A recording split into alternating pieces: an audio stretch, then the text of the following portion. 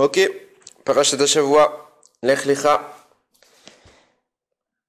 Donc, on parle enfin d'Avraham, donc on est à la troisième paracha de la Torah. On parle d'Avraham Avinu, celui qui va réussir enfin à concrétiser le projet d'Akadosh Baruch Hu, donc de faire émerger la connaissance d'Hachem sur terre, de le faire connaître par l'humain, et donc de conduire à la formation d'un peuple qui recevra un jour la Torah. Ce peuple sera le M Israël, Bezrat Hashem. Enfin, on l'a déjà reçu, mais à son époque, on peut dire Bezrat Hashem. Donc, Avraham est choisi par Akadosh Baruch Hu, et c'est là que l'histoire va commencer réellement à prendre pied. On a balayé près de 2 siècles d'existence en 2 parachiotes. Et là, on va vraiment commencer à s'attarder sur les détails. Alors, je vais pas faire les résumés de parachas, j'ai un peu arrêté ça, puisque je les ai fait plusieurs fois dans les parachiotes, dans les Divrei Torah des années précédentes. Donc, ça serait un peu redondant. On va se concentrer sur le propos qu'on aura aujourd'hui. On peut toujours revoir les autres vidéos pour avoir les résumés, ou de toute façon, c'est dans les Divrei Torah écrits. Donc, Abraham est choisi par Hachem, et Hachem se dévoile à lui demande une chose très compliquée, de quitter toute sa vie, d'abandonner le monde dans lequel il est, pour s'orienter vers Eretz Israël. Le suivent ses élèves, sa femme et son neveu Lot. Lot va avoir une attitude qu'on va qualifier de respectable presque tout le long de l'expédition, où il va être avec Abraham. Donc il va pas y avoir de souci avec Lot, il va même avoir une attitude louable en Égypte, puisqu'il va pas dénoncer son oncle qui était le mari de Sarah. Il va cacher l'information, il va rien dire pour sauver son oncle. Donc en effet, c'est pas foncièrement encore quelqu'un de mauvais, mais c'est pas un tzaddik comme Avraham Avinu. Et justement, quand il va y avoir un moment une petite friction entre les deux, une petite tension sur le débat de savoir est-ce qu'on pouvait ou pas faire paître notre troupeau sur la terre d'Israël. Les bergers de Lot se disant les héritiers d'Avraham, dans la mesure où Avraham n'a pas encore de descendants, Yitzhak n'est pas encore ni annoncé, ni né, ni même annoncé. Donc, pour eux, il n'y a pas d'héritier chez Abraham. Donc, qui va récupérer l'ensemble de l'héritage d'Abraham? C'est bien leur maître Lot. Et donc, Lot aurait le droit de faire paître son troupeau sur la terre d'Israël, puisque ça lui appartient. Les bergers d'Abraham ne sont pas d'accord. Eux disent, c'est même pas question d'héritage, puisqu'en fait, la terre d'Israël n'a même pas encore été donnée à Avraham Avinu. Donc, en fait, on n'a pas le droit de profiter, c'est du gezel, c'est du vol, de profiter tout de suite d'Eretz Israël. Abraham intervient et suggère à Lot de se séparer. Il sent bien qu'il y a un souci. La Shekhinah n'est pas la même quand Lot est présente, etc., etc. Donc, ils vont se séparer. Lot va se diriger dans la ville de Sdom. Et là, il va exprimer son côté négatif de façon beaucoup plus accrue. Il va commencer vraiment à s'éloigner d'Akadosh Baruch Hu. Donc, on en arrive à notre propos. Et donc là, on est obligé de faire un petit résumé, même si c'est pas très souvent commenté, on est obligé un peu de parler de ce qui se passe ici. Donc voilà, les Psukim nous disent qu'il va y avoir une guerre qui va éclater. Donc on est au chapitre 14 de Lech Lecha. Il va y avoir une guerre qui va éclater de 4 rois contre 5 rois. Donc ces rois sont, la première équipe des 4 rois, c'est Vaïbimer Amraphel Melech Shinar, donc il y a Amraphel, le roi de Shinar, Arior, le roi de Elassar, Kedor Laomer, le roi de Elam, et Tidal, le roi d'un peuple qui s'appelle Goïm. Ces 4 rois-là vont se battre contre 5 autres rois. Ces rois, c'est Béra, le roi de Sdom, Birsha, le roi de Amorashin, Av, le roi de Admashem, Ever, le roi de Tsevoïm, et le roi de Béla, dans l'endroit qui s'appelle Tsoar. Donc 5 rois-là vont entrer en confrontation contre les 4 premiers que j'ai cités. Pour quelle raison? Il faut savoir que dans les 4 rois que j'ai cités, le troisième c'était Kedor Laomer. Kedor Laomer, il était un peu le chef, il dominait les 5 autres rois qu'on a cités tout à l'heure. Donc pendant 13 ans, tout s'est bien passé.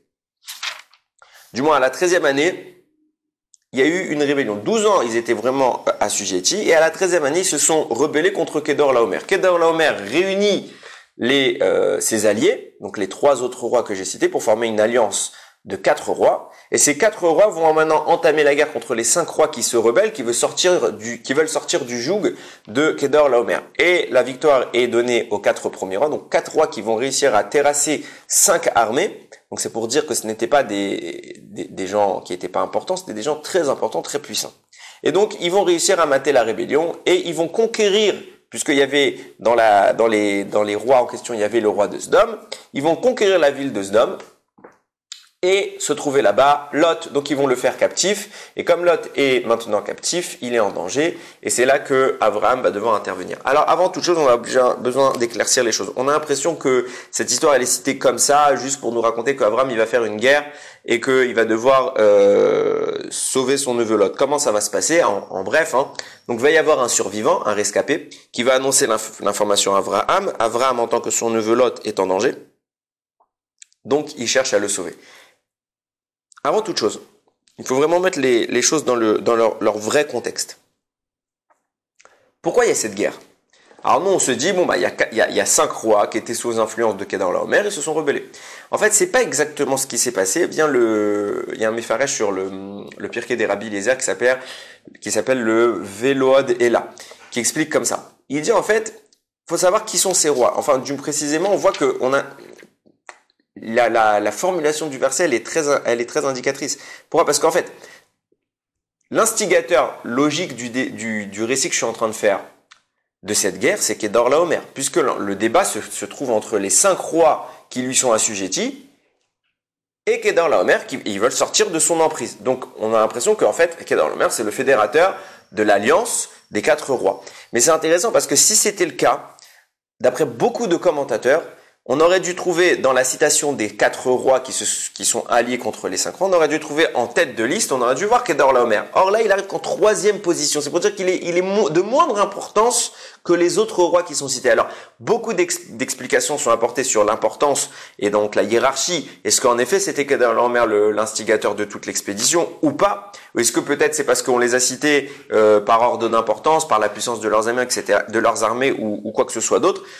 Le Veload Ela, il explique l'idée suivante. Il dit en fait Amraphel, c'est écrit dans les Chazal, c'est connu. Amraphel, c'est pas n'importe quel roi, c'est Nimrod. Nimrod, rappelez-vous, c'est pas écrit dans la Torah, mais ça fait partie des 10 épreuves qu'Avraham Avinu a connues.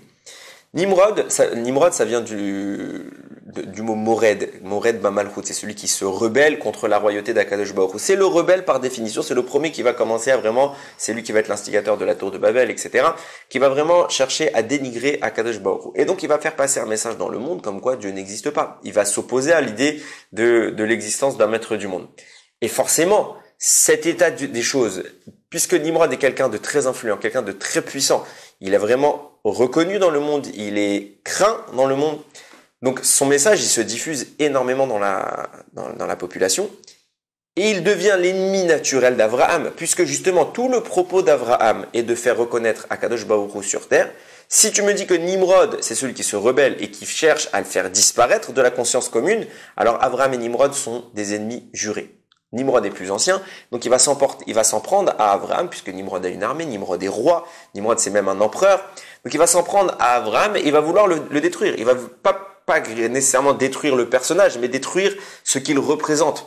Et donc il va vouloir faire une exposition publique de l'erreur d'Abraham. Donc il va convoquer Abraham, il va lui dire c'est simple, tu vas montrer à toute la planète que ce que tu dis, que l'idolâtrie est fausse, c'est toi le menteur, que tu n'as fait qu'un simple mensonge, l'idolâtrie est bien la réalité, et pour le prouver, ce que tu vas faire, c'est que tu vas te prosterner devant les idoles. Sinon, je te jette dans la fournaise. Et on connaît tous l'histoire.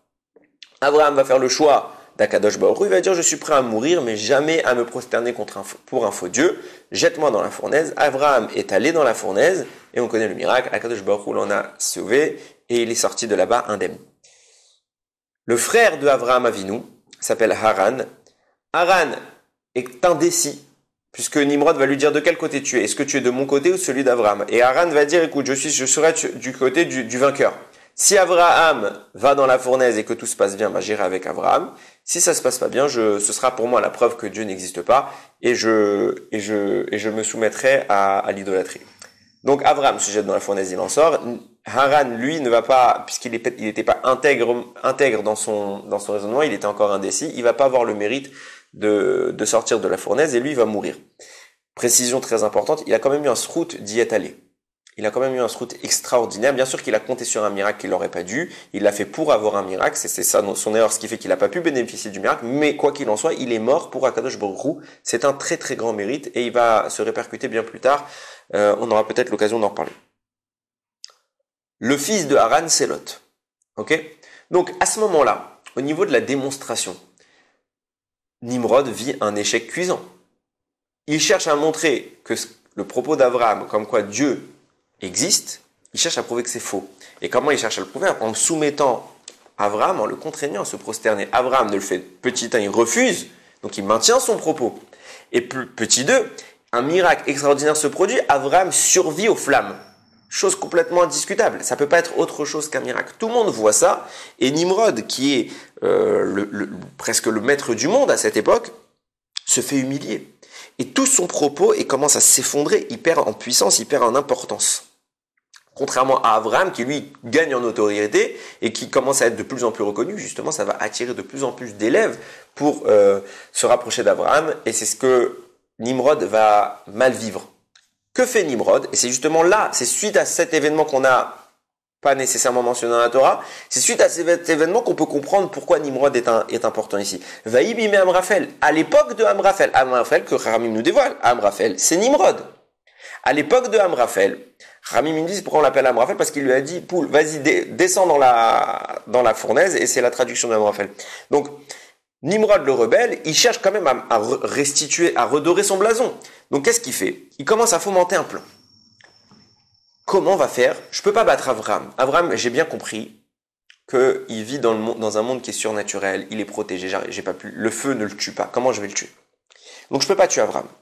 Qu'est-ce que je vais faire? J'ai une deuxième solution. Ramim dévoile que Lot, c'est le sosie d'Abraham. C'est son neveu, donc c'est déjà envisageable, mais particulièrement marqué. Quand on voyait Lot, on voyait Abraham. Vraiment, les gens confondaient Lot et Abraham. Donc c'est son sosie. Il se dit, qu'est-ce qu'on va faire? Je vais aller soutenir, il y a un problème entre Kedor Laomer et les 5 rois qui commencent un petit peu à se rebeller contre lui. On va aller créer une alliance. On va former une armée hyper puissante pour un seul objectif, s'en prendre à Lot, le sosie d'Abraham. Pourquoi? Comme ça, je vais récupérer Lot, je vais en faire un esclave et je vais le balader dans toute la planète, le faisant passer pour Abraham. Et quand je vais le faire passer pour Abraham, il va se passer quoi? Je vais lui faire dire à tout le monde que le message qu'il a fait diffuser dans le monde jusqu'à maintenant est faux. Dieu n'existe pas. Et moi, je gagne, je récupère toute ma notoriété et je prouve que l'idolâtrie, c'est la vérité. Donc, il organise tout le plan, mais comme il a quand même peur un petit peu d'Abraham, alors il maquille un peu son action. Il va pas juste aller, hop, expédition, on prend Lot et on s'en va. Non, il maquille tout ça sous l'intervention, comme s'il allait aider Kedor Laomer. On est des alliés, on a une alliance militaire, on se soutient. Donc j'ai été simplement pour détruire les 5 rois rebelles. Et il s'avère qu'il y avait ton neveu. Si Abraham vient un petit peu, il y a un danger avec Abraham, il a toujours une excuse, on peut toujours s'en sortir. Ils prennent le butin, ils profitent, etc. Il maquille bien la situation pour pas que ça passe vraiment comme quelque chose de suspect. On essaie de passer inaperçu. On récupère Lot, et maintenant que Lot est entre nos mains, on a le sosie d'Abraham, on va pouvoir faire dire ce qu'on veut à Abraham en son nom, contre Dieu. Tout redeviendra comme avant, Nimrod récupère sa notoriété. Et c'est là que il y a un rescapé qui arrive. On en arrive à quelques psukim plus loin. Vayavo à Palit. Pasuk Yud Gimel. Donc est venu le rescapé.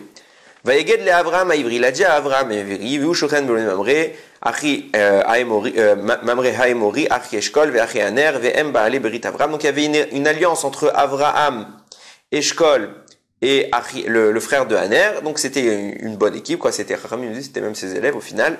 Et donc il y a un homme, il y a quelqu'un, un rescapé. Rescapé, on va tout de suite expliquer qui il est, de quoi on parle, et qui va venir informer que à Avraham qu'il y a un souci. Vaishma Avraham qui Nishba arrive. Donc Avraham a entendu que son frère, c'est intéressant qu'on l'a appelé son frère, c'est son neveu, mais en tout cas parce que vraiment il y avait une ressemblance particulière entre eux. Donc il va apprendre que Lot est captif, et donc qu'est-ce qu'il va faire? Vayarek et Chanichav, il va s'armer. Yeli Debeto, lui, avec les gens qui vivent dans sa maison. Shmona Asar ou Shlosh Meot. Il prend avec lui une armée de 318 hommes.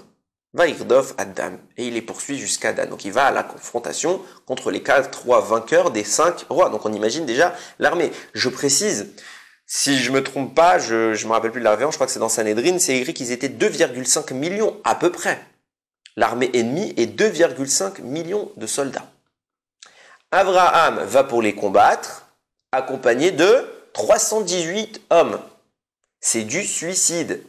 Un pur et dur, Abraham prend un risque. Or, on sait pertinemment qu'on est le seul moyen là qu'il a Abraham de gagner, c'est un miracle. Il ne peut pas gagner autrement. Il va y avoir un miracle, il va gagner, Baruch Hashem. Mais Abraham, il a compté sur un miracle. Chose qui, a priori, est mauvaise. On ne compte jamais sur les miracles. Quand est-ce qu'on compte sur le miracle? Quand on a fait ce que humainement on peut faire. Tout ce que humainement on peut faire, on doit le faire. Ça s'appelle la ishtadlut. Et une fois que la ishtadlut est atteinte, et que là, l'humain ne peut pas aller plus loin, alors ce qui nous manque, c'est Hachem de compléter par le miracle, s'il le veut. Mais on ne compte jamais sur un miracle, d'autant que là, on parle de vie ou de mort. Donc ça veut dire que si Abraham compte sur un miracle que Hachem ne veut pas lui faire, lui et les 318 hommes qui l'accompagnent, ils vont mourir. Donc Abraham prend un risque. Il prend 318 hommes. D'autant que on sait qu'Abraham, il avait une quantité astronomique d'élèves. Il y avait une quantité d'élèves énorme. Il aurait pu venir avec une armée beaucoup plus solide que celle-là. 318 hommes, c'est dérisoire, c'est rien du tout. Il y va et il attaque. Comment Abraham Avinu a pu faire quelque chose comme ça? Plus que ça, Ramim et Rashi le rapportent, en fait, si ce n'était pas 318, il n'y avait que Eliezer. Mais la valeur numérique de Eliezer, c'est 318. Pour te dire que Eliezer, il avait la force de 318 hommes. Et donc Abraham, il vient contre ces gens-là, venu avec un homme. Un homme. Lui et son serviteur Eliezer. Alors, le texte précise bien qu'il a armé 318 hommes. Il n'y a pas écrit qu'il y avait Eliezer qui avait la force de 318 hommes. Alors, le Rabbeinu Bechaye, il explique qu'est-ce qui s'est passé. En effet, Abraham, il est venu avec spécifiquement 318 hommes. Maintenant, on a une halakha. Avant d'entrer en guerre, à l'époque de la Torah, comment on faisait? Donc, on avertissait tous les hommes qui allaient rentrer sur le champ de bataille qu'il y a plusieurs motifs qui les empêchent de faire la guerre. Par exemple, quelqu'un qui vient de se marier, il ne va pas à la guerre. Quelqu'un qui vient de construire une nouvelle maison, il ne va pas à la guerre, etc. Et entre autres, conclusion la plus importante, celui qui craint parce qu'il a des fautes à se reprocher, il n'a pas le droit d'aller à la guerre. Pourquoi? Parce qu'Akadosh Baruch Hu ne va pas protéger un rachat. Alors, c'est peut-être pas un rachat, mais la faute qu'il a pu commettre dans le ciel, c'est une accusation. Et d'après la justice, Akadosh Baruch Hu va le juger. Et s'il y a l'accusateur qui vient dans le ciel à cause de cette faute et qu'il arrive à l'emporter dans le débat dans le ciel, alors Hachem ne le protégera pas et Chas v'Shalom, il arriverait à mourir. Donc, tout celui qui craint à cause de ses fautes s'en va. Abraham fait cette halakha. Abraham arrivé devant le champ de bataille, il dit Rabotai, voilà, tout celui qui a des fautes sur lui, par exemple, une des fautes qui est citée comme étant assez grave pour ne pas revenir de la guerre, c'est celui qui parle entre le moment où il a mis les tefilines du bras et les tefilines de la tête. On a une interdiction à partir du moment où on a fait la bracha léanière tefilines, on ne peut plus parler jusqu'à qu'on ait terminé de mettre les tefilines de la tête. Celui qui a parlé entre les deux, cette avéra déjà, elle est assez grave pour ne plus lui garantir la protection d'Akadosh Baruch Hu lors d'une guerre. C'est pour dire, c'est pas quelque chose stable, c'est quelque chose de très important. Donc, Abraham, il fait cette mise en garde, et les 318 hommes qui sont là, à chacun, il se dit, attends, mais Ribono Shel Olam, moi je suis pas un tzaddik, j'ai des avérotes, j'ai plein d'avérotes peut-être. Je peux pas. Le premier, il se dégonfle, le deuxième, il se dégonfle, le troisième, il déserte, tac, tac, tac, tac, il n'y a plus personne. Le seul qui est resté, qui a dit, moi, je suis Mahamine, je suis assez tzaddik, j'ai pas de faute, c'est Eliezer. Alors, Akadosh Baruch Hu, il a dit, puisque Eliezer, il a remplacé quelque part, c'est le seul qui a tenu par rapport à ces 18 hommes, Akadosh Baruch Hu, il a répercuté toute cette énergie de ces 18 hommes chez Eliezer. Miracle, super, mais inutile. Pourquoi inutile? Parce que même si à Eliezer c'est un surhomme et qu'il vaut 318 hommes, il vaut pas 2,5 millions d'hommes. Et même Abraham, qui est encore peut-être beaucoup plus grand, eh bien on multiplie par 100 la valeur. On est loin. On est loin. Il peut pas battre 2,5 millions, 2 millions et demi. Il peut pas. Il y va tout seul, à deux. Il y a un miracle. On connaît l'histoire. Abraham gagne. Il y a un miracle. Mais comment Abraham il a été sommaire? Comment il a pu s'appuyer sur un miracle? Chose qui a priori est interdite. Et pour comprendre ça, on est obligé de s'interrompre sur ce personnage qu'on a appelé Palit, le rescapé. On nous a dit quoi? D'où Abraham il a l'info? Il y a un rescapé qui vient et qui le lui annonce. Voilà Abraham, ton neveu est en danger. Qui est ce rescapé? C'est un débat. Il faut savoir que c'est une discussion. D'après le Midrash, Rashi rapporte cet avis-là. C'est Og Melech HaBashan. Og qui sera plus tard à l'époque de Moshe Rabbeinu, le roi de Bashan. Qui est Og? Alors pourquoi on l'appelait rescapé? Parce qu'il faisait partie des rois en question. Et donc lui, il a réchappé à la guerre. De premier avis, ça c'est le pshat. Vraiment, ça c'est la lecture, premier niveau de lecture. C'est Og, que plus tard on va l'appeler Og. Là, on n'a pas mentionné son nom en termes de Og, il s'appelle autrement. Mais là, il est venu, il a réussi à réchapper à la défaite des 5 rois, et il est venu. Pourquoi on l'a appelé Og? Parce que quand il est venu, en fait, il avait une mauvaise intention. D'après cet avis, hein. Il avait une mauvaise intention. C'était quoi son intention? C'était que Avram il aille en guerre et qu'il meure. Comme ça, lui, il pourra se marier avec Sarah. Et quand il est arrivé à ce moment-là, c'était Pessah. Avram était en train de pétrir les gâteaux de Pessah, donc la pâte. Et donc, on l'a appelé Og, vient du mot Ouga, un gâteau. On l'a appelé à cause de cette raison Og. Ça, c'est pour dire pourquoi on l'a appelé le rescapé de la guerre des 5 rois contre les 4 rois. Le Midrash, il vient, il dit non, c'est toujours Og. Je suis d'accord avec le fait que ce soit Og, mais il faut savoir que c'est pas pour cette raison qu'on l'a appelé rescapé. En effet, il a réchappé à la guerre, mais il était déjà avant cette guerre, déjà on l'appelait le rescapé. Rescapé de quoi? Du Maboul. Du Maboul. Je précise. Quand Akadosh Baruch Hu, il a dit à Noach de faire la Teva, a priori sur le texte, il n'y a personne qui est mentionné comme étant un autre personnage qui va réchapper au Maboul. Mais les Chachamim nous dévoilent, il y en a eu quand même un. C'était qui? C'était Og. Qui est Og? Comment il a fait pour survivre? Chachamim nous dit, il s'est accroché à l'arche, à la Teva, et il a flotté avec la Teva pendant toute la période du Maboul, et à la fin, il a été libéré. C'est pour dire que Og, il a pu s'accrocher à une arche sur une planète qui est envahie par l'eau. Il est géant. Pour pouvoir y arriver, pour pouvoir vraiment s'agripper à quelque chose comme la Teva de Noir, il faut pas être un simple homme. C'est pas il s'est accroché à un petit bâton qui dépassait, il l'a tenu, il a flotté. Non, il n'aurait pas pu survivre comme ça. Il a tenu tout ce temps parce qu'il avait une force physique extraordinaire. Akadosh Baruch Hu l'a volontairement préservé. Pourquoi? Alors j'ai lu ce commentaire, j'ai pas retenu la référence. Il dit comme ça. Qui est Og? Faut savoir que à l'époque de Adam Arishon, on nous parle d'une population qu'on appelait les Néphilim. Qui sont les Néphilim? Les Néphilim, c'est des malachim qui ont convoité les femmes qu'ils ont trouvées belles. Ils sont descendus sur terre. Ils ont jugé les hommes comme étant inaptes. Donc Akadosh Baruch Hu va les envoyer sur terre. Alors d'après beaucoup lieux, Al-Koutri Oveni rapporte ça. On parle du moment sur terre sous forme humaine. C'est les conséquences directes de la faute d'Adam Arishon. Adam Arishon, quand il a fauté par l'entremise du serpent, il a entre guillemets inséminer un venin dans le monde. Ce venin va dénaturer la manifestation du divin et la manifestation du terrestre. Et à ce moment-là, les malachim, ils commencent à ne plus percevoir les choses. Et que va faire Hachem? Toute l'équipe qui accompagne, parce qu'il faut savoir que l'ange du mal, il a... Comment expliquer ça? On va dire, il y a un groupe de forces qui le suivent. Il n'est pas seul. Il y a ce qu'on appellera les forces négatives. Le mauvais penchant, en général. C'est une vraie équipe, quoi. C'est pas juste un malard tout seul et isolé. Non, c'est tout un groupe. Et lui, il en est le leader. Akadosh Baruch Hu va les descendre de leur sainteté céleste et il va vraiment les ramener à des sphères vraiment terrestres très très basses. Certains se sont manifestés sur terre. On les appelait Néphilim parce que Néphilim, ça connote le fait d'être tombé. Akadosh Baruch Hu les a fait tomber sur terre et se sont humanisés. Ils sont devenus humains. Ils se sont donc mariés avec des femmes, mais c'est des malachim. Donc leurs enfants, ils ont 3 noms. Il y a Néphilim, Anakim et Réphaïm. Ok?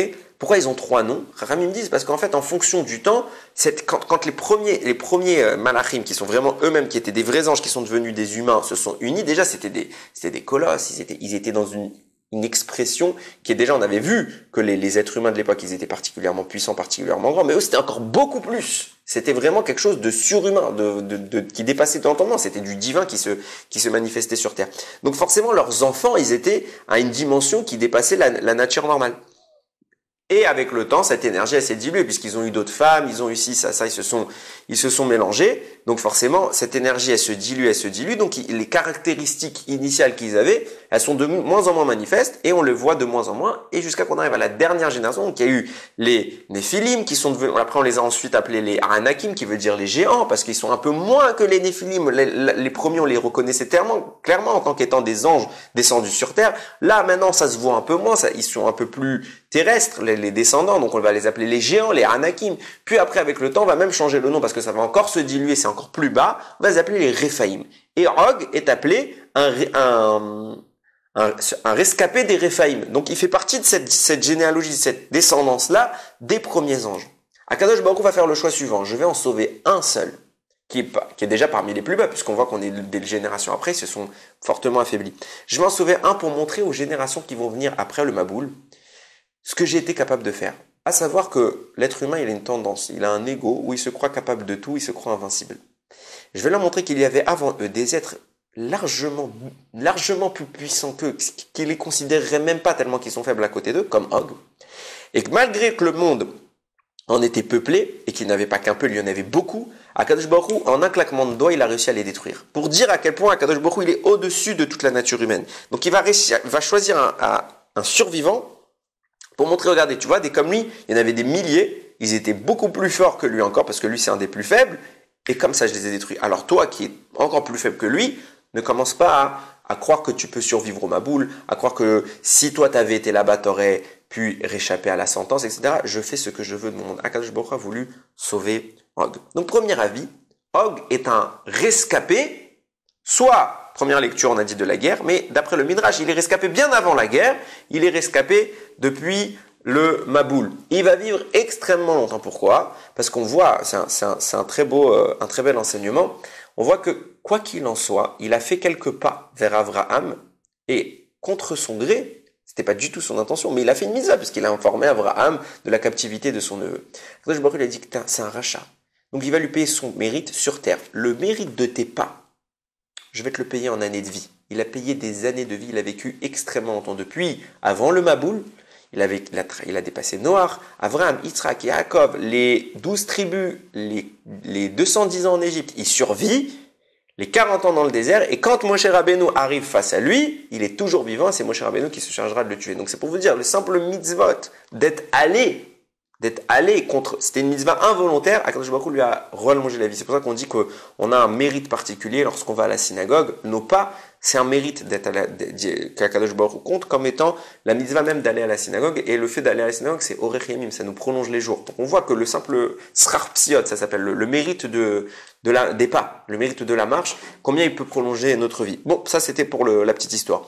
Donc on est chez Lot, chez Og, premier avis, le rescapé qui est venu annoncer à Abraham, de façon tout à fait belliqueuse, il est venu annoncer à Abraham qu'il y a eu une guerre et que Lot a été pris en captivité, c'est Og. Premier avis. Deuxième avis, le Pirkei des Rabbi Eliezer, il raconte dans les épreuves qu'Abraham va vivre, on est à la 6e épreuve, il va raconter justement que la 6e épreuve, c'est justement quand les rois, et c'est intéressant dans le Lachon qu'il emploie, le Pirkei des Rabbi Eliezer, ça soutient vraiment ce qu'on a dit, comme quoi tout l'objectif c'était Abraham, hein, c'était pas du tout Lot, etc. C'était de détruire Abraham par l'entremise de Nimrod qui va faire tout ce qu'on a expliqué plus haut. Donc à ce moment-là, vient le Pirkei des Rabbi Eliezer nous dire qui va venir intervenir pour prévenir Abraham que son neveu Lot est pris en otage, c'est pas Og. Il dit, c'est l'ange Michaël. L'ange qui est venu. Pourquoi? Après on l'appelle le rescapé, c'est un malach. Il est rescapé de quoi? Ben justement, même histoire que tout à l'heure. Quand Akadosh Baruch Hu, il a chassé le Satan et toute son équipe, il les a chassés du ciel pour les envoyer quelque part, c'est de façon très imagée, dans les sphères inférieures. Qu'a fait le Satan? Il a saisi les ailes de Michaël, de l'ange Michaël. Et à ce moment-là, donc, pourquoi? Pour le faire descendre avec lui sur terre, pour que lui aussi soit infligé de la sentence du mal. Alors que Michaël n'avait rien fait. Michaël, au contraire, c'est un ange positif. Akadosh Baruch Hu intervient, il le détache et il le sauve. Et il a été donc, on l'a appelé le palit, on l'a appelé le rescapé. Rescapé de quoi? De la tentative du Satan de le faire chuter. Pourquoi on a voulu faire chuter Michaël? On va expliquer ça tout à l'heure, mais c'est très intéressant de voir une idée en rapport avec ce qu'on vient de dire. On a deux avis. On a d'un côté le Midrash Rabbah qui dit c'est Og, Melech HaBashan, c'est le survivant du Maboul qui viendra le roi de Bashan, c'est un être humain qui est descendant des Malachim. On a un deuxième avis qui dit non, c'est réellement un ange, c'est pas un humain, c'est l'ange Michaël qui est venu dire à Avraham Avinu, ton neveu est en danger. Quand il y a une marloquette, une divergence d'opinion dans les Chachamim, alors on a une phrase qui est très connue. Akol divrei Elokim chaim. Tous les avis sont la parole du Dieu vivant, à savoir que les deux sont vrais. Et même si a priori c'est invraisemblable, parce qu'on comprend pas toujours, dans ce cas-là, c'est soit l'un soit l'autre, mais on peut pas dire que les deux sont vrais. Si c'est Michael, c'est pas Og, si c'est Og, c'est pas Michael. Et quand même, on a un principe que tout cela, c'est expression de la volonté d'Akadosh Baruch Hu. Les deux sont vrais. Alors des fois, on arrive à résoudre le problème, à comprendre comment les deux peuvent être vrais. Des fois, on a un peu plus de mal. Là, on va peut-être essayer d'expliquer d'une façon très très simple. Les deux sont vrais, à savoir, les deux sont venus. Simplement, qu'Akadosh Baruch Hu, et c'est la présence des deux qui va vraiment nous mettre l'indicateur. À savoir que, regardez comment l'histoire se répète. On a Og. Avant de parler déjà de Og, on a Michael. Pourquoi le Satan s'en prend à Michael quand il est expulsé d'en haut? Il s'en prend à Michael et lui dit bah, c'est quoi, je tombe, toi aussi il faut que tu tombes. Priorité numéro 1, c'est que tu tombes. J'essaie d'en attraper un, c'est toi. Pourquoi Michael? Parce que Michael, Sar Israël. Parce que Michael, c'est l'ange d'Israël. Et en réalité, tout l'objectif du Satan à ce moment-là, nous dit le Al-Shir HaKadosh. C'est Israël. Quand je veux faire chuter Michael, je veux détruire Israël. Et de toute façon, ça a toujours été son objectif, c'était de détruire le Ham Israël, avant même qu'on existe. Et regardez comment les choses, elles sont un peu, entre guillemets, en train de se remettre dans le même contexte. Qui on a? On a les descendants des forces du mal. C'est ceux-là même. D'ailleurs, c'est intéressant, il y a le Paniach Raza qui dit que c'est justement qui dit que c'est pas le Satan qui a voulu faire descendre Michael, mais c'est bien les forces du mal qui vont se manifester sur terre. Donc c'est vraiment corroboré ce que je dis par tous ces facteurs-là. On a Og qui descend de ces anges-là, à savoir de ceux qui ont voulu s'en prendre un jour à l'ange d'Israël. Et à Kadosh Baruch Hu, on a l'impression qu'il fait rejouer la scène. Regarde, on a le descendant de ces anges-là qui ont voulu détruire Israël. Et tiens, je te remets à côté, puisqu'il y a le descendant qui vient voir Abraham, je vais te remettre Michael. Pour revivre un petit peu la scène et dire quoi? Vient le Hashir HaKadosh, il dit qu'est-ce qui se passe ici? En réalité, HaKadosh Baruch Hu, il est en train de préparer ce qui va se passer dans l'avenir. On le sait, les Havot sont ceux qui ont préparé le chemin pour nous l'alléger, pour nous l'atténuer et pour nous mettre en condition optimum pour survivre à toutes les épreuves qu'HaKadosh Baruch Hu va nous envoyer. Viendra un temps, ce sera celui de l'exil. Et Abraham est au courant de ça. Viendra le moment de l'exil. Et HaKadosh Baruch Hu sait ce qui va se passer. Et pour que l'exil soit viable, soit supportable, HaKadosh Baruch Hu va mettre dans les mains des Havot des outils qui vont leur permettre déjà de mâcher le travail et de détruire les forces négatives qui vont s'en prendre à nous lors de l'exil. C'est pour ça qu'ici on nous parle de 4 rois précisément qui vont s'en prendre à Abraham. Tout l'objectif de ces 4 rois, Zarma, les 5 rois, c'est du pipeau, tout ça. Tout l'objectif c'est de prendre Lot pour s'en prendre à Abraham. L'objectif c'est encore une fois que 4 rois s'en prennent à Abraham. Qui sont ces 4 rois? Abraham nous disent, on a eu 4 grands exils, à savoir qu'on a eu Babel. Après Babel, on a eu Achashverosh, donc Parasoumadaï, les Perses. Après les Grecs, et puis après Rome. Ces 4 grands exils va démontrer le Al-Shir en faisant des rapports avec les mots et les psukim ici. Il va dire en réalité, qu'est-ce qu'Abraham est en train de faire? Ces 4 rois-là sont les prémices de ce qui se passera dans les 4 grands exils qui viendront à l'époque du Ham Israël. Ces 4 rois-là que Abraham va combattre, c'est pas que eux, en réalité, le personnage terrestre ne nous intéresse pas, c'est le malheur qui va les représenter qui nous intéresse. Ce même malheur qui représente chacun des 4 rois sera plus tard l'ange préposé aux 4 exils. À savoir que dans l'empire de Babel, l'ange qui incarnera la Babylone sera l'ange d'un de ces 4 rois qui sont venus d'ores et déjà pour commencer tout de suite leur travail. Et Abraham Avinu, son travail va être de quoi? D'ores et déjà les affronter. Tout de suite, ils existent, puisque même avant que Israël arrive, ils essayent de s'en prendre à Israël. Alors avant même que vous puissiez manifester les 4 exils, je vais m'en prendre à vous, je vais me confronter à vous, et je vais réduire le maximum que je peux, je réduirai vos forces. C'est pour ça qu'il y aura 4 rois ici pour annoncer les 4 exils. Et où Abraham va comprendre qu'il a le droit de se confronter à eux dès maintenant, et surtout, vu l'immensité de l'armée, vu la force qu'il a, qui va s'opposer à lui, comment Abraham peut espérer ne serait-ce qu'un instant gagner? Et ben c'est justement le message qu'il va lui mettre en lui envoyant Michael et Og pour lui dire, mais souviens-toi, ce que tu vois là tout de suite, parce qu'Abraham ne peut ne pas comprendre tout de suite, c'est pas parce que c'est un prophète qu'il sait tout. Hachem est en train de lui donner le message prophétique. Ce que tu es en train de voir que Lot est en train de se faire capturer, ne crois pas que c'est un événement anodin de l'histoire. Ne crois pas que c'est rien. En réalité, c'est toi la cible, c'est tes enfants la cible, et tu as un rôle à jouer là-dedans. Quel est ce rôle? Le même événement qui se produit maintenant, c'est l'événement qui s'est produit il y a des milliers d'années, des centaines d'années lors de la création du monde, lorsque le Satan a voulu s'en prendre à l'ange Michael, qui est le roi, qui est l'ange d'Israël. À savoir qu'on veut détruire ta descendance. Et où je te manifeste ça, je te prends le descendant de ces malachim-là qui ont voulu s'en prendre à ta descendance, qui ont voulu s'en prendre à Michaël. Regarde, je te les mets encore une fois côte à côte. Le fait que je te les mette côte à côte, ça signifie que la scène qui est en train maintenant de se dérouler est exactement la même qu'à Bereshit. C'est exactement le même événement lorsque le Satan cherche à détruire Israël avant qu'il existe en s'attaquant à Michaël. Sache que si tu n'agis pas maintenant, tes descendants, tes enfants seront détruits. Tu as l'obligation d'agir non seulement parce que tu vois que Nimrod est en train de préparer un Chilul Hashem extraordinaire. Il est en train de te détruire sans te combattre, puisqu'il va prendre ton sosie. Mais c'est quoi son objectif derrière tout ça? C'est détruire tes enfants. Et toi, tu dois intervenir. Comment j'interviens à Kadosh Baruch Hu? Kadosh Baruch Hu lui dit, je t'ai mis Michaël, je t'ai mis le descendant des anges négatifs qui ont voulu s'en prendre à lui. Tu fais la même chose lors de la première confrontation. C'était quoi la clé de la victoire là-bas? Rien. Tu ne fais rien. Qu'est-ce qu'il faut que tu retiennes de l'idée? C'est que Michaël n'a été sauvé que par l'intervention d'Akadosh Baruch Hu. Michaël aurait dû tomber, l'ange du mal l'avait saisi, il était vaincu, entre guillemets. Il serait tombé. Qu'est-ce qui fait qu'il a survécu? On l'a appelé le rescapé. Quand Og va venir s'en prendre à toi, c'est la même idée. Qu'est-ce qui fait qu'il a été logé? C'est moi, Hachem, qui suis venu et qui ai détaché l'ange du mal, je l'ai dégagé, et Michaël, je l'ai protégé. La seule idée que tu dois avoir à l'esprit, Avraham, c'est que tu ne dois pas perdre l'espoir que moi, j'intervienne. Parce que contre l'ange du mal, tu peux pas gagner. Ils sont 2,5 millions.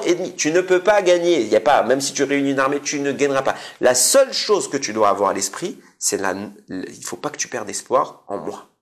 Et moi, je peux te sauver. Et en clair, Abraham ne va pas prendre un risque de dire « Ah, je veux un miracle ». C'est Hachem qui veut lui dire « Je te fais un miracle ». La présence de Michaël et de Og côte à côte est le signe tangible qu'Akadosh Baruch Hu est en train de répéter l'histoire pour faire un miracle à Abraham. Abraham est conscient de ça. Donc la seule chose qu'il a à faire finalement, c'est très simple.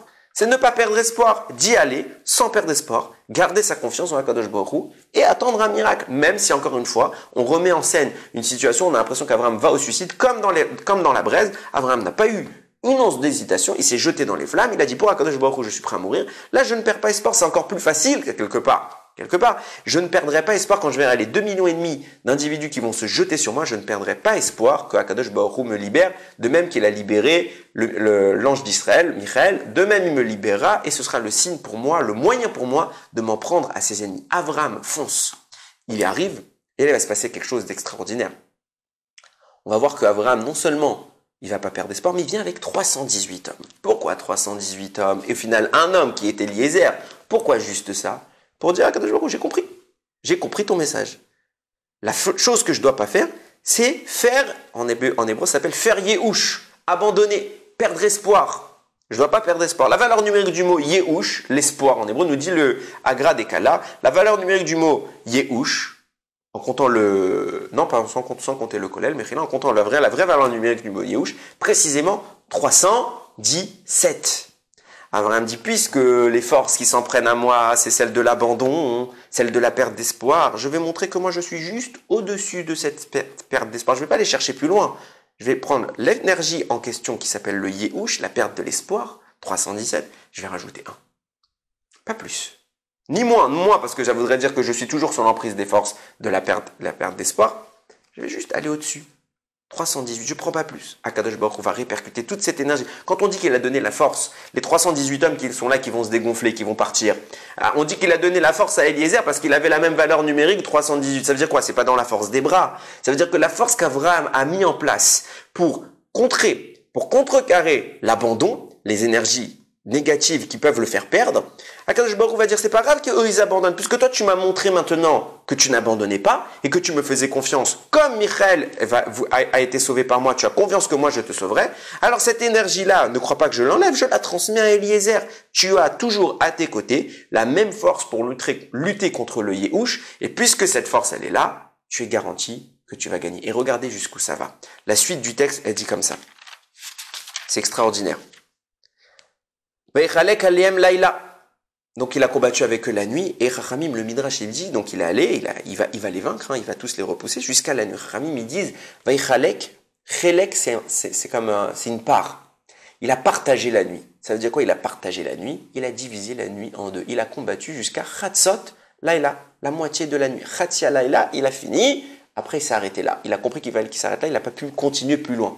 Il s'est battu de toutes ses forces comme il a pu. Ça y est, ça s'arrêtait là. Kadosh Baruch Hu, il a dit, pour moi, tu es prêt à aller, à combattre le maximum que tu as donné. Donc, comme tu as été jusqu'à la moitié de la nuit pour moi, alors moi aussi, j'interviendrai à la moitié de la nuit. Pour dire quoi? Non seulement que tu t'en es pris aux 4 rois, qui s'en prendront un jour à tes enfants et que tu les as affaiblis d'une façon considérable, mais tu as même réussi, par ton attitude, par la confiance que tu m'as accordée, en comptant sur mon intervention qui est invisible à l'œil nu. Tu peux pas voir si je vais venir ou pas. Tu as 2,5 millions d'hommes, tu sais pas que tu peux gagner. Normalement, tu dois perdre. Tu as confiance en moi, t'as pas fait Yehush. Jusqu'à la moitié de la nuit. Alors non seulement que tu as réussi à diminuer ces énergies négatives des 4 exils, mais tu es monté jusqu'à leur essence. Chachamim nous disent, les 4 exils tirent leurs racines dans l'exil premier qu'on a vécu, à savoir celui de l'Égypte, Mitzraïm, qui est le plus puissant d'entre eux et qui va ensuite se répercuter sur les 4 exils. Tu vas réussir à monter jusqu'au sommet, celui de Mitzraïm. Et regarde ce que tu vas faire. Tu as travaillé jusqu'à la moitié de la nuit, alors moi aussi je libérerai tes enfants, je ferai l'autre moitié de la nuit. À savoir que quand est venu Moshe Rabbeinu dire à Paro, libère mon peuple, si tu libères pas mon peuple, qu'est-ce qu'il va faire Hachem? Il a dit, tu as tué mon aîné, Israël est appelé l'aîné d'Akadosh Baruch Hu, alors moi aussi je m'en prendrai à ton aîné. Dès le début, Moshe Rabbeinu, il annonce la plaie de Makat Bechorot, la mort des premiers-nés, la 10e plaie, celle qui était l'objectif. Les autres, c'était de la préparation, c'était quelque part de la mise en scène. L'objectif ultime, c'était la 10e plaie, celle des premiers-nés. Akadosh Baruch Hu va la faire précisément quand? Chatzot, là il a Chatziala, là il est venu à moitié de la nuit, et là il a intervenu pour dire quoi? J'emboîte le pas d'Abraham. Abraham est parvenu à faire la moitié de la nuit, alors moi à la moitié de la nuit je complète son œuvre. Ça veut dire quoi? Ça veut dire quoi? Ça me change quoi? Ou concrètement, si on lit le Midrash bêtement, ça veut dire que Hachem a fixé un temps précis, une horaire sur lequel il va intervenir, parce qu'Abraham, il a travaillé jusqu'à moitié de la nuit. Mais Abraham, qu'est-ce qu'il s'en fiche que ce soit à minuit, à 2 heures, à 3 heures, même il aurait préféré peut-être en journée, la veille, on aurait gagné du temps. Non, à moitié de la nuit, qu'est-ce que ça signifie? Abraham a réussi à faire la moitié du travail. Ça veut dire quoi la moitié du travail? Ils nous disent, on aurait dû rester 2 fois plus de temps en Eretz Mitzraïm, on aurait resté 400 ans, finalement on est resté 210 ans. Akadosh Baruch Hu, il a divisé notre temps. D'où est venu ce mérite de nous diviser ce temps par 2? Parce qu'Abraham, il a travaillé toute la nuit pour nous. Et puisqu'Abraham, il a fait la moitié du chemin, il est monté, il a réduit les énergies négatives des 4 exils, il est monté au sommet, il s'est investi à une telle dimension qu'il a anéanti la notion du Yehush, de l'abandon. Il a détruit cette notion, il a une confiance totale en Akadosh Baruch Hu. Akadosh Baruch Hu, il a dit, je vais payer cette dette, puisque tu as eu confiance en moi, alors moi aussi j'aurai confiance en vous. À savoir que tu as fait la moitié du travail, je vous enlève la moitié du travail. Au lieu d'avoir 400 ans, vous aurez 200 ans. Mais bien plus, regardez la suite, elle est extraordinaire. Parce que la suite du texte nous dit qu'Abraham va non seulement libérer Lot, mais plus encore, il va parvenir à récupérer l'intégralité du butin que les 4 rois avaient pris aux 5 rois. Il va tout récupérer. Et quand ils vont sortir, le roi de Sodome va venir, il va lui dire, tout est à toi, juste rends-nous les êtres humains, tous les captifs, tous ceux qui ont été capturés. Abraham, il va dire, je vous rends tout, je veux même pas un centime qui viendra de vous. C'est extraordinaire ce qu'il est en train de faire ici, Abraham. Il y a quelque chose que pendant des années, je me suis posé comme question. Quand Akadosh Baruch Hu, quelques psukim plus loin, il va annoncer à Abraham l'exil d'Égypte. Il va lui dire, mais t'inquiète pas, une fois que tes enfants auront payé leurs dettes, je jugerai le peuple qui leur a fait du mal. Et ton peuple sortira, les Bnei Israël sortiront avec de grandes fortunes. Je comprends que Akadosh Baruch Hu juge le peuple. Les Égyptiens n'avaient pas à s'en prendre à nous. Ok, Hachem, il a des milliers de manières pour nous sanctionner quand on fait des avérotes. Donc que le peuple qui nous a fait du mal, c'est son problème, c'est lui qui a voulu faire du mal, il avait totalement son libre arbitre. Là n'est pas le problème qu'Hachem les juge et qu'il les sanctionne.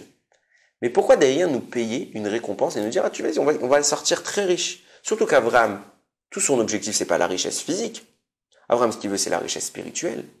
Donc, quand Hachem lui dit, ouais, tu sais, génial, t'inquiète pas, ils vont souffrir, ils vont mourir, ils vont se faire torturer, etc. Mais à la fin, ils sortent riches. Quel rapport? D'où vient cette raison d'être sorti? C'est pas parce faut rappeler que quand on va en exil, Chas v'Shalom, malheureusement, c'est un fait, c'est parce qu'on a des avérotes à se reprocher. Donc, Hachem, quelque part, nous punit. Une fois qu'il nous a punis, on est quitte. Mais il n'a pas de dette envers nous. Pourquoi Kadosh Baruch Hu va nous donner des richesses? D'où vient cette richesse? Par quel mérite? Tout simplement parce qu'Abraham va faire ici un acte extraordinaire. Quand va venir Malkitzedek lui dire « Tout est à toi », lui va dire quoi? Il va dire « Chas v'Shalom ».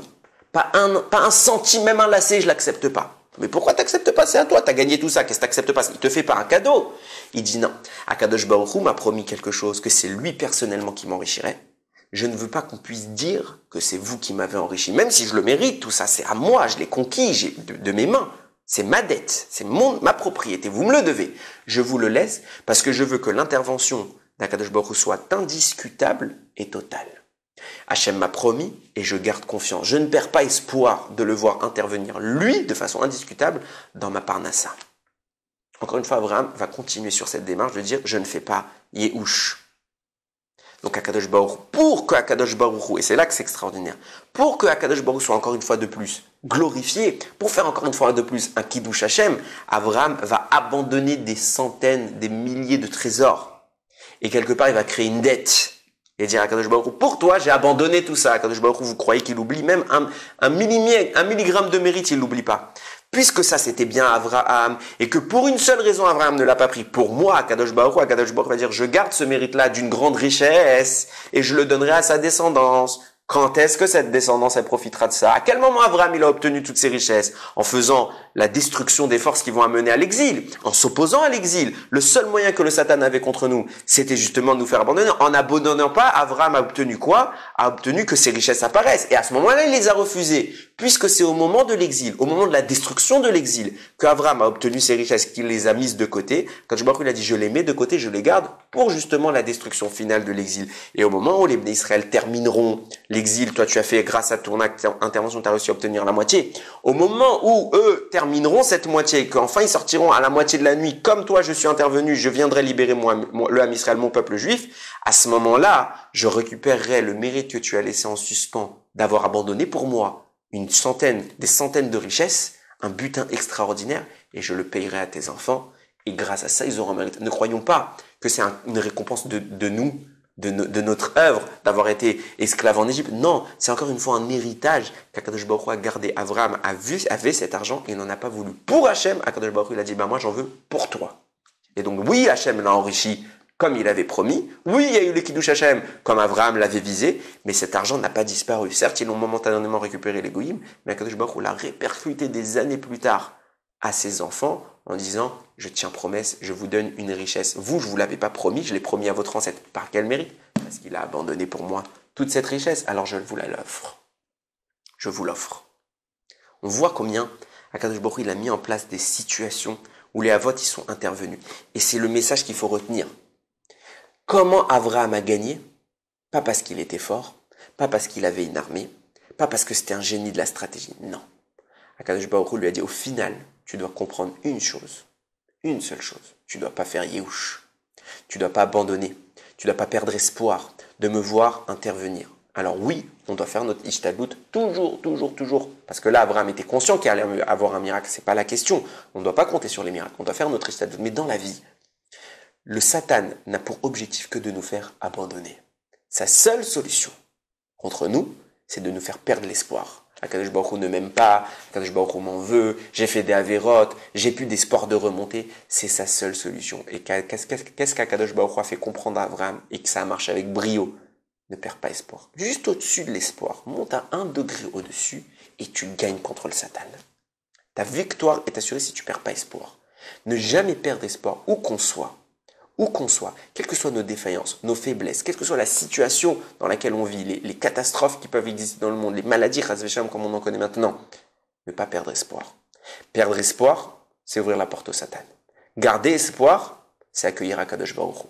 Quand on a Akadosh Baruch Hu avec nous, on sait qu'on est au-delà de tous les dangers. Alors Yeh Ratson, que l'homme Israël ne perde jamais espoir, quelles que soient les conditions, quelles que soient les situations, quelles que soient les tentations, on ne perd pas espoir. Oui, on peut battre le Yetzer Hara, oui, on peut être des bons juifs, même si on a été les plus mauvais juifs de l'histoire. On peut remonter au plus haut niveau, au plus grand sommet. On est les Bnei Israël, on est les enfants de cet homme dont je viens de parler pendant à peu près 1 heure, les enfants d'Abraham.